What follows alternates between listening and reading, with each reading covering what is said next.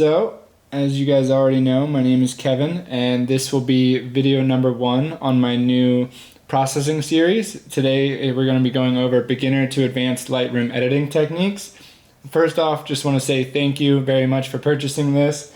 It helps keep us freelancers kind of afloat. It's definitely harder as the market gets more saturated, but just want to say thank you very much. It means a lot that you guys cared enough to learn my workflow and kind of learn some of the techniques that I use.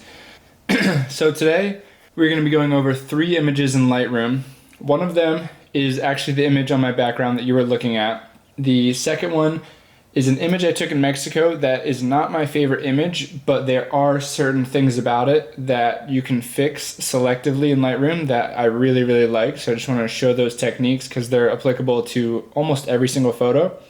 And the third photo is one I took at Constellation Lakes in Canada. And that photo, I really, really get in depth in editing. And a lot of people actually think I photoshopped this image or used Photoshop to enhance it, but it's 100% Lightroom. So we'll get into that one lastly. So first thing, we're gonna launch Lightroom.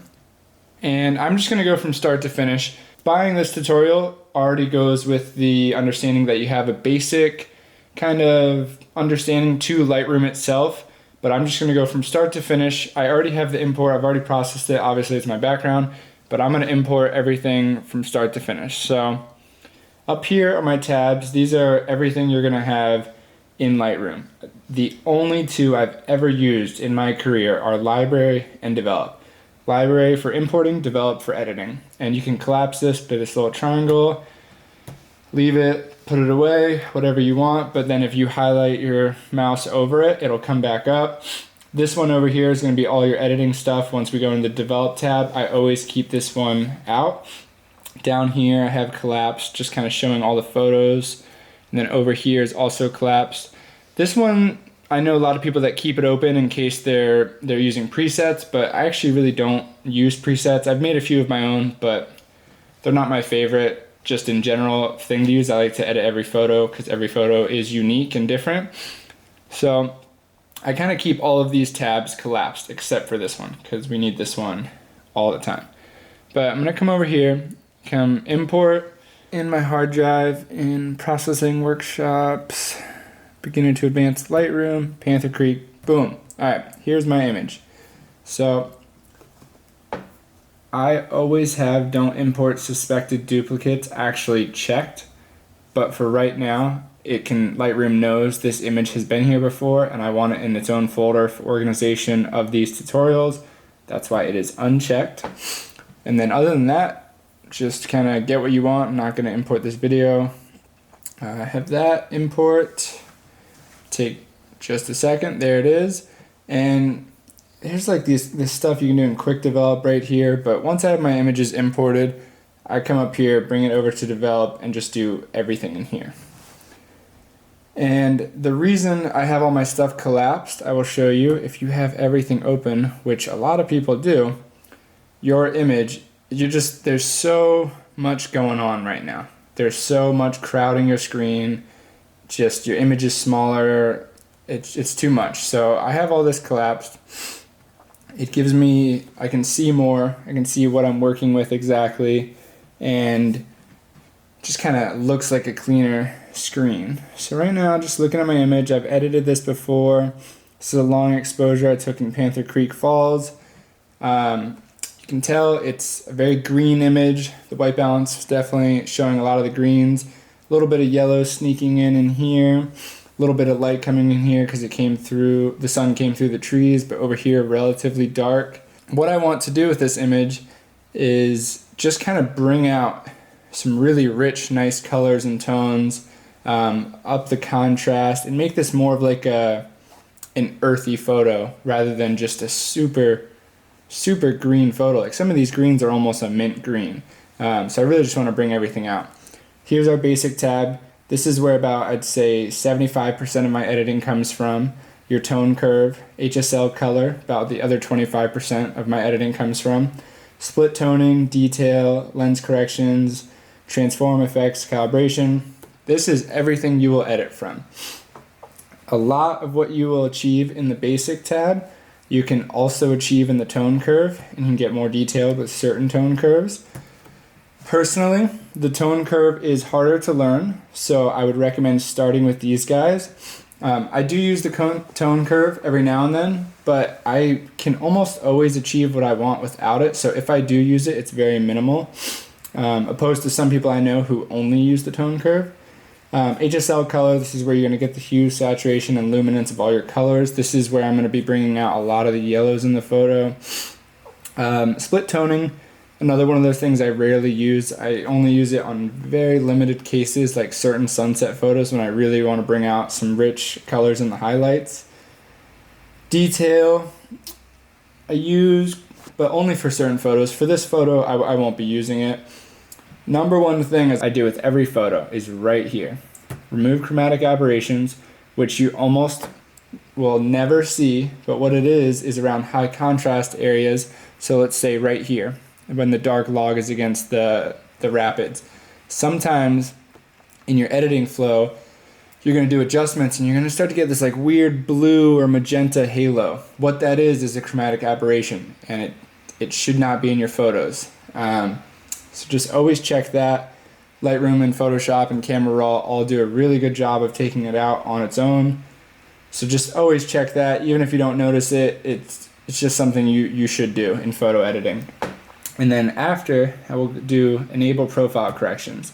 The reason I'm doing this is I shot on a wide angle lens, 16-35, and you can actually tell I did that by up here in my histogram. It tells you the settings I shot this at. So the profile corrections is fixing the warping and distortion that comes from a wide angle lens. When you shoot on a wide angle lens or fisheye, there's natural vignetting and natural warping and distortion. So right here that fixes that, and it does a really good job of fixing it on its own. But if you want to mess with it and say you want it to be warped or you don't, or you want it to be warped or you want it to be less, you can change it. Or if you want a really hard vignette or a white halo almost, you can change that if you want. But for the most part, you put in your make, your model of the lens, and it'll just do the work for you, and it's super easy.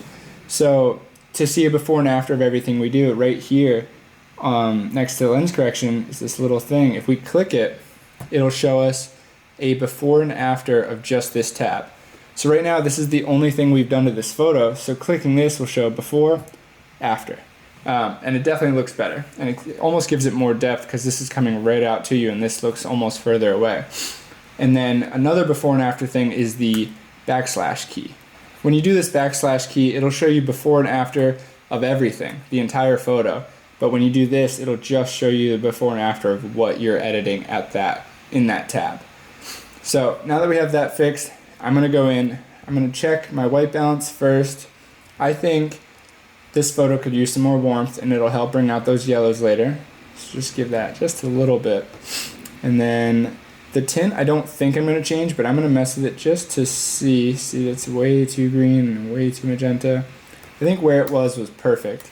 So anytime you make a mistake like this and you want to go back to the exact number, just do Command Z, it'll undo it. And now I'm going to actually drop my exposure, and the reason I'm doing that is because I want to create kind of a mood to the photo and kind of more dramatic. So it is pretty dark here. There's a lot of dark spots in the photo. So normally you'd bump these up, but for what I'm going for, I'm just going to drop it just a little bit. And to counter that, I'm going to be upping these highlights quite a bit.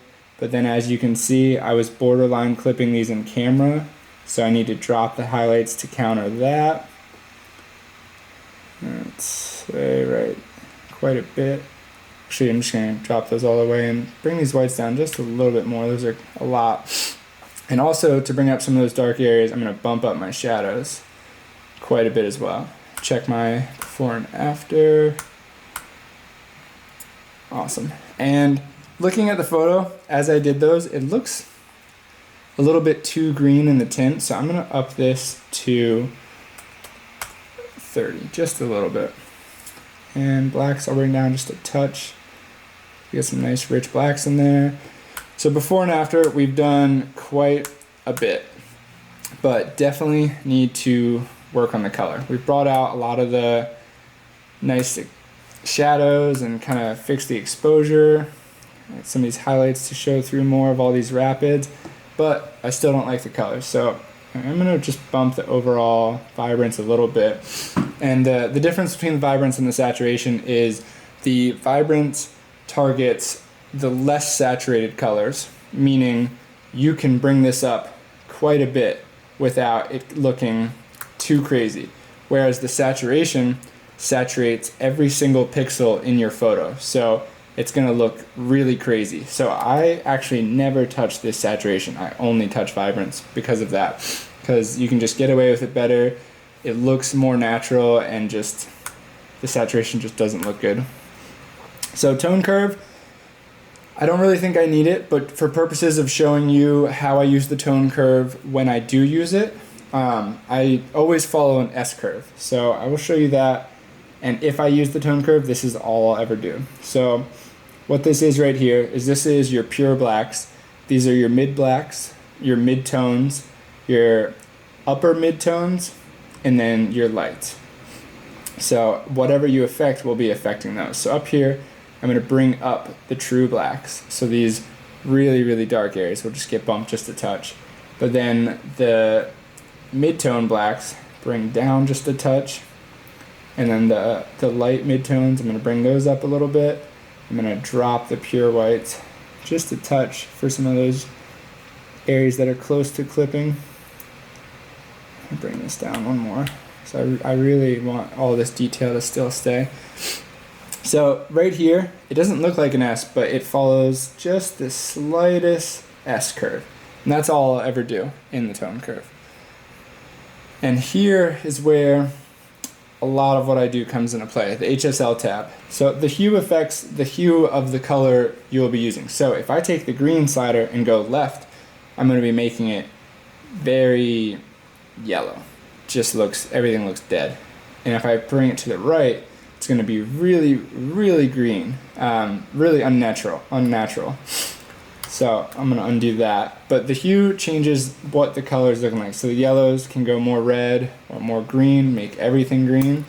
That's what hue does. Saturation is just saturating the color you would like, whereas the luminance is affecting the brightness of your colors. So if I want the greens to be bright, this will bring up the brights. And then it'll also darken them if you go negative. Yellows, if I want those dark, I'll do that. Or I can bring them up.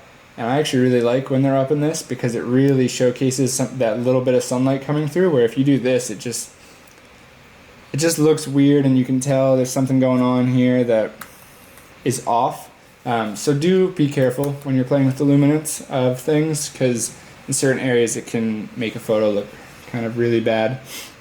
So first thing I will do is I definitely am going to bring my yellows way over, because I want them to have I want this photo to be really, really rich, where in the before, there's not much, there are yellows, but they're more on the green side.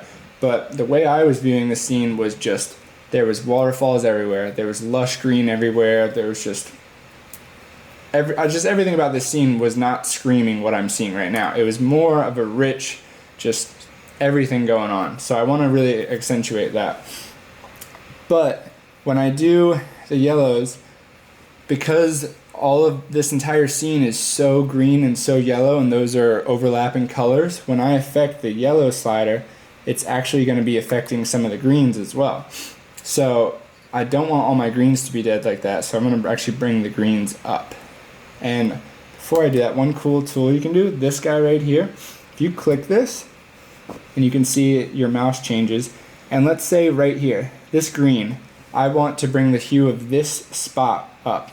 Lightroom will tell your computer what color that is, and then it'll affect the hue. So I just clicked, and now I'm scrolling up, and you can see as I scroll up, it affects it, and as I scroll down, it affects it. So right now, I'm not affecting a single color, I'm affecting the pixel in the photo, and it's picking up what color that is. So if you look over here, it actually, you can see the yellows and the greens sliding. And the reason that is because it's both colors. It's affecting both of them. So I'm going to undo both of those. And let's do the same thing down here. So right here, this orange part of this log, I'm assuming it's going to affect oranges and reds, but let's see. Yeah, so it's affecting mostly oranges and then a little bit of reds. So this is a really cool tool. If you're having a tough time kind of figuring out what color you're playing with, you can just grab this, click it, drag up or drag down, and you can do that for all of these tabs. But I know that yellows are where I want them, and I know I just want to bring the greens up a bit to counter. So I'm just going to do that handheld. That looks good for now. I might have to go back and change some things. And I'm still, none of these highlights are clipped, but right here it's still borderline. So I'm going to drop this exposure just a touch more because I really don't want those to be clipped. Alright, so back to HSL. That is pretty much it. I am going to drop the blues just a little bit, and that you're not even going to notice, but the reason I'm doing that is naturally in water there are hues of blue, so I would like to make those slighter on the side of turquoise, and as I do further edits that might start to come through, so just put that down a little bit. And now where I want to bring in the true color of the photo is I'm just going to be purely saturating these yellows and these greens quite a bit. And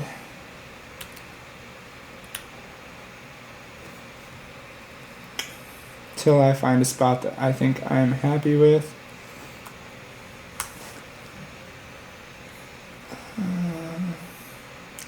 And now for the luminance, these have some nice light coming in, but it's not showing everywhere, so I really want to make sure that comes through. I'm going to bump those up and see with the greens. And same thing, so right here, that bumping up the yellows affected a lot over here, but over here, this green tree, you can see there's some ambient light touching the tips of this tree, so I'm going to bring those greens up, and you can actually see as I do it, affecting it. And I really like that. So, look before, after. So before the whole image, after everything, and then we can see before color and after color. So color, you can really bring out some richness in your photo. I'm going to bump this up just a little bit more. And let me just,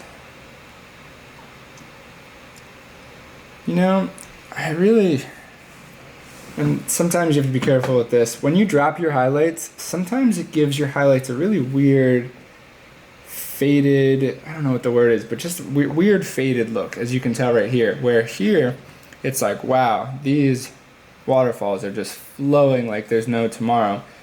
But now they're clipping everywhere, which I hate. So I don't like it down at -100. I really don't like that. And the one that I was most worried about, this right here clipping, but I think I might just bring it up and kind of accept that some detail might get lost there.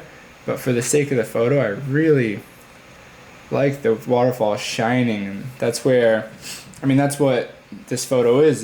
This is where all the attention is. These waterfalls are just insane. So I'm gonna do before and after, and that kind of keeps it true to how the photo was originally. I'm going to keep it at about that, and I like that a lot. And right here, let me see, not much blues in the water there. So a lot of this editing is just kind of really knowing what all of these tabs do, and then playing trial and error for a long time, as much as you want, until you find something that you like. As you develop a style, you'll kind of edit all your photos the same, kind of do the same things, and it gets easier, and you can get more advanced and more technical. Like, the less time you spend on a photo, the less it might shine. The more time you spend on a photo, the more it's really going to pop, and So a lot of the photo editing is just knowing how to do things, and then it's what you do with it. So I'm pretty happy with this as a base for where we're at. The split toning right here. So these highlights, which are the main highlights of the whole photo, are just so white, and it almost looks like the water is desaturated, which it's not, because I mean, the water did not look black and white. So I'm gonna try to put some saturation in this water. So if you bring this up, it defaults to the left, which is on red. That's why the water turns extremely red. I'm gonna bump that saturation up, and then I'm gonna just bring this slider over to pretty blue, and you can even pop this up and kind of see what color you like. And as you go up, it's going to be more rich in color, and as you go down, it's going to be closer to white. I like...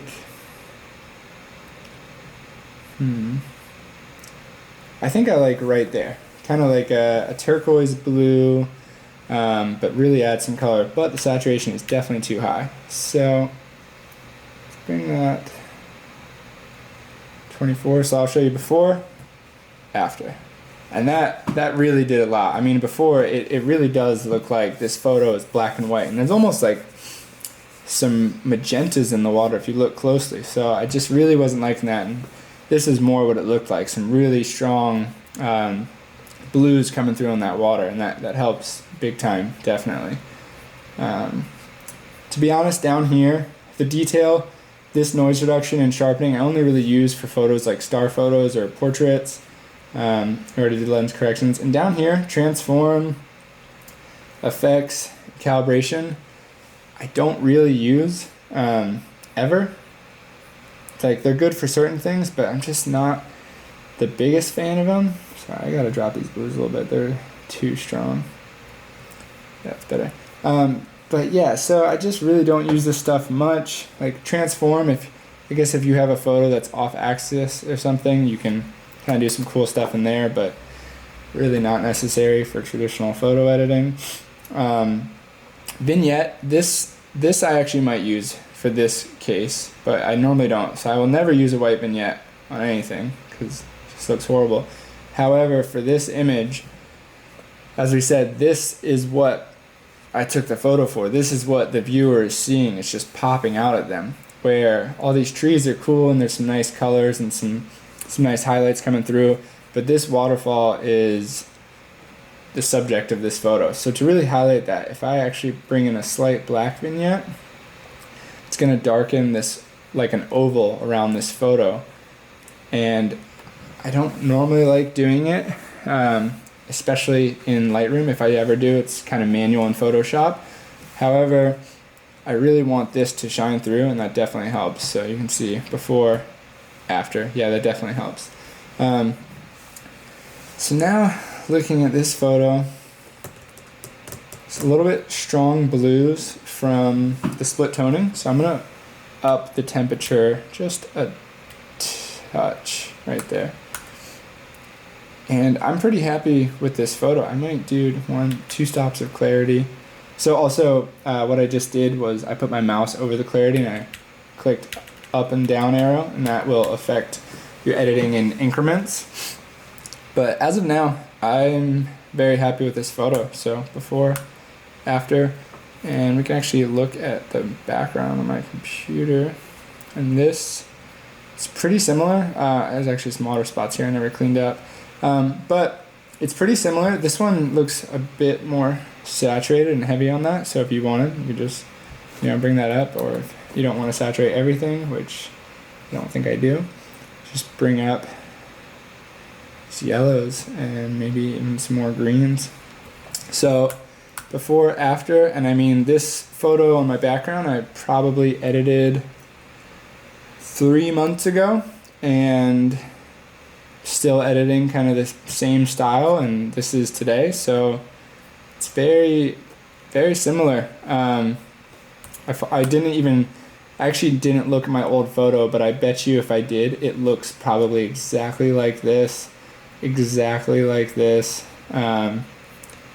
So yeah, I mean, I think it's a huge before and after, and it really brings out a lot in the photo. So I would definitely say I'm done with this. And this photo, same composition for the most part as my old background photo, but slightly different because you can tell this has water spots that I must have forgotten about, and this one doesn't. So must have been after I gave my ND filter a nice clean. But yeah, I am very happy with this photo. So now I'm going to go to File, Export, and for this, I will use export location always. File naming, I will only use for client work on request. So I'm actually going to collapse that. Video, you should never have videos in Lightroom, so I don't know why that's there. JPEG at 100 quality. Image sizing, if you need it for certain things, otherwise keep it as is. Yeah, I don't really touch any of that. So export folder, I'm going to put in hard drive. And we're going to go to workshops, and we're going to go to the Panther Creek folder, choose, and just to show you that you can name this if you want to do, see, magazine cover photo. So that was for the last time I named the file. Panther Creek tutorial. And export. You can see up here, exporting one file, it's kind of the taskbar. And it's finished. So that is photo number 1 from start to finish.